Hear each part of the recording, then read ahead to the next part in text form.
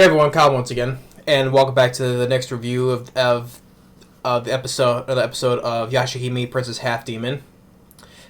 This one, of course, is called of the gold and rainbow, the gold and silver rainbow pearls. Now, this episode I did enjoy. It's I would say another one that I really did enjoy. I would put this as another one of my favorite episodes of this series. And it has a more of a relevant thing on the subject, dealing with siblings. Dealing with those demons, the sibling demons, of course, interacted with the siblings with Toa and Setsuna. But I did enjoy this episode, and getting right into it, it opens up with which I aforementioned in the previous episode, which people are seeing. There's people as a game man. It's like, oh, how come they're retconning that demon that was in the previous show, even though it got devoured by Minomaru, Moriomaru? Well, like I said before, there can be more than one species of the same type of demon. Like I said, the episode with the suspicious faith healer and the black Kilala. There's one of the same demon that kind of looks like Kilala. So, and especially in the previous episode with that demon turtle, I already mentioned the name, but yeah. But here you see the same race. In this opening of the same race being born from eggs, there's multiple different of the same type of demon of Ginta and Kinta. It opens up with them as soon as they're being hatched. They already started fighting each other, and then you have the Cod tribe leader named Jota, and then with our trio, Setsuna, Toa, and Moroha. Riding on Taichio,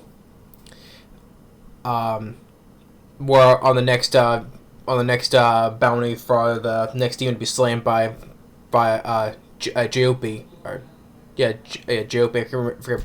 Keep mispronouncing the name. The guy, the corpse dealer. And then they see a cow that's been roasted.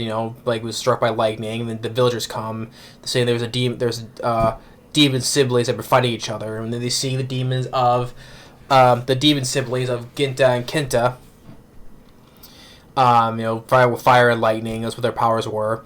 Fighting each other to the death, and which Toa kind of gets into because her and her and Setsuna, their siblings. They want to see the why you guys fighting your siblings? Why you shouldn't be fighting? Well, until they explain that. That we were born fighting until one of them eats each other, or has become one demon and becomes stronger. So it was like that, So in order, but they've been fighting for a long time. They're still planning to kill one another to become the one demon. So they're fighting, and then both of them notice that Setsuna and Toa have the rainbow pearls, so they call truce. Then they fly away. And then the two villagers they talked earlier invite them to the house for somebody to eat, and which Moroha of course says, "Oh yeah, I'm starving with all that demon slaying," which they didn't do nothing though, but still Moroha still being funny as always. And as soon as they're in there, then Ginta and Kenta they sneakily possess Toa and Setsuna, and they're fighting each other in their bodies, which Setsuna and Toa are I can't move my body and all that, so they're acting on its own. Which Moroha sees that it's the siblings possessing them. And so Setsuna, which I thought would be more. Actually, I thought it would be more of Setsuna and Toa being possessed, fighting a little bit more, but it ended 30 seconds until when Setsuna grabs some poison to exercise them out of their bodies, which I thought was it could have been going on a little bit more of them fighting each other in the bodies though, but oh well. But they got the rainbow pearl, so they end up going back to the tribe where they're at, the home I should say, where the leader of the tribe, Jota. So you got the rainbow pearls, good, but. Eventually, which it's how this tribe is. Even with the leader, you devour, absorb them to become more stronger. So oh, like she's not there to congratulate them all. She's there to absorb their powers. As long as they reach their full potential and all that. So first, she's gonna absorb Genta, which enrages Kenta, which even though they hate each other, but they said that's the reason why they kept each other alive, and all that. Just even though despite they hate each other, but they're the reason for each other to live, and all that. Then Toa is getting that that memory when they were kids. Her and Setsuna got separated, and the kids from that forest fire. It's already bringing back the memories because she's feeling like what the two siblings, grabbing each other's hands and like wanting. It's like she's having that same repeated thing which happened with Setsuna being separated from their sibling, and then we see Setsuna slowly getting a flashback to that time during that forest fire. She sees that this, which she doesn't say her name though, but she kind of feels that the sibling that was with her during that forest fire is Toa, but she doesn't say her name though. But we see her memory slowly coming back, which it's a little bit herky jerky when it's her memory is when it's in her memory. It seems a little bit the flashback is a little bit herky jerky though, but even though we know what happens, we can see it clearly. We can see it clearly though, but we know what happens. So, but her it's a little bit fuzzy. That's why it's being all herky jerky right there. But it shows that her memories are starting to slowly come back, and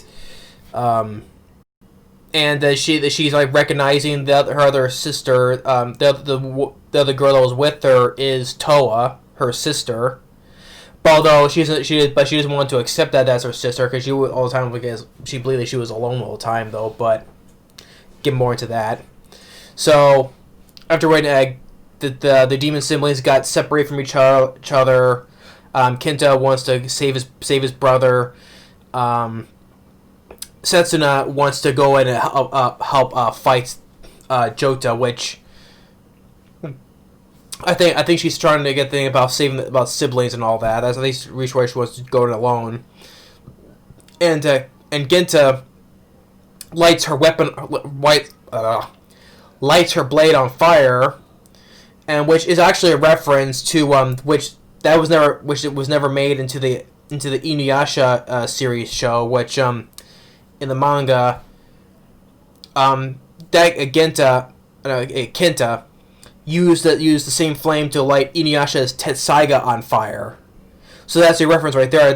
Although that was never made into the anime series though, but that is a reference right there from the manga series. So that was a nice reference. So he lights Setsuna's her blade on fire. And so she uses her full cyclone burst and Scourge of Swallows, all in flames and all that, and destroys Jota. Although I mentioned in the preview, but so this never gets brought up though. She the tribe leader Jota says she wants to absorb the siblings' powers in order to get revenge on Sesshomaru. But sadly, though, that never brings up because we don't know what was the reason why she wanted to get revenge on Sesshomaru. It was never explained. There's no flashback or anything. I thought it was just like brought up just to bring up like an older names like Sesshomaru, just to bring up the name Sesshomaru. So we don't know what was the reason why she wanted to get revenge on Sesshomaru in the first place. It never explained anything, so that's never brought up. So that is a nitpick I do have though. Like it's just why bring that up? But it's never going to be explained why she wanted revenge on Sesshomaru. We don't know. I thought that was like a throw out line right there. Like I want to do it just to get revenge on Sesshomaru, but never give a full reason why she wanted revenge.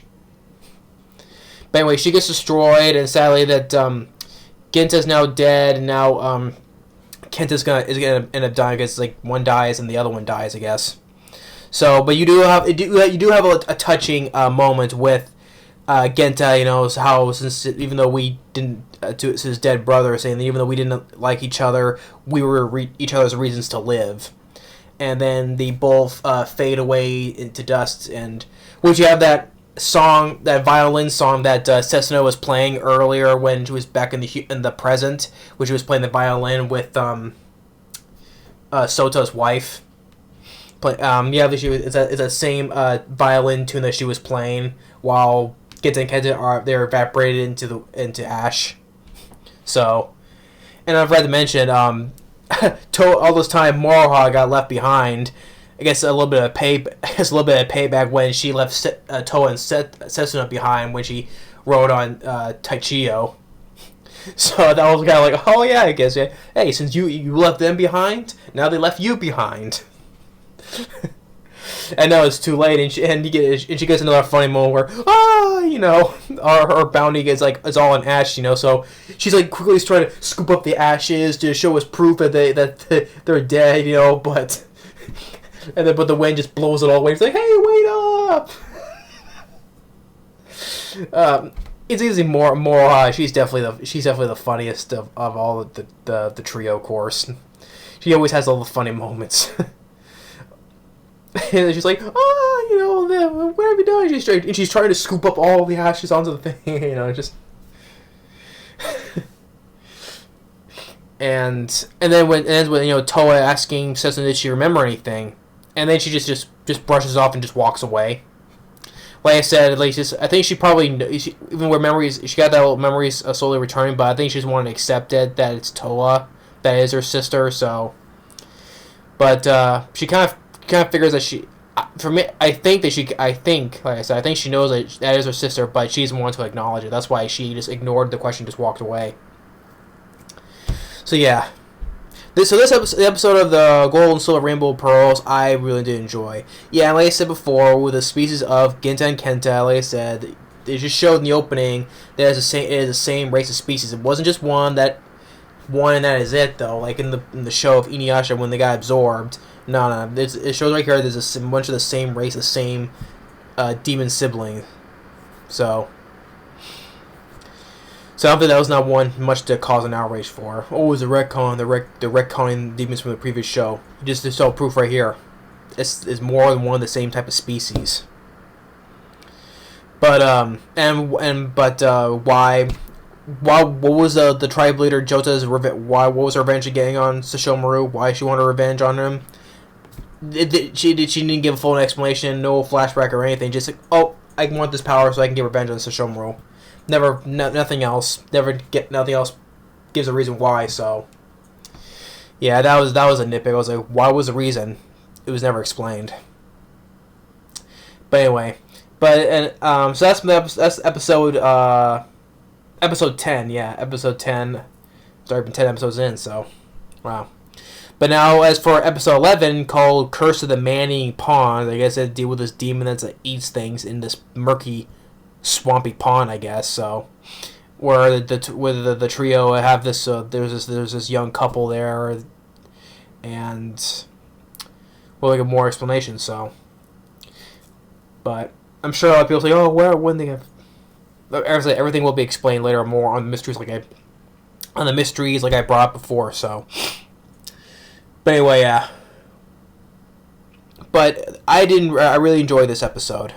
I would say put this on the list of one of the better episodes too, as well, along with episode 8, the Dream Gazing Trap. This one I put on there as well. So yeah, I give a thumbs up for this episode. Thanks for watching and stay tuned for the next video. Later.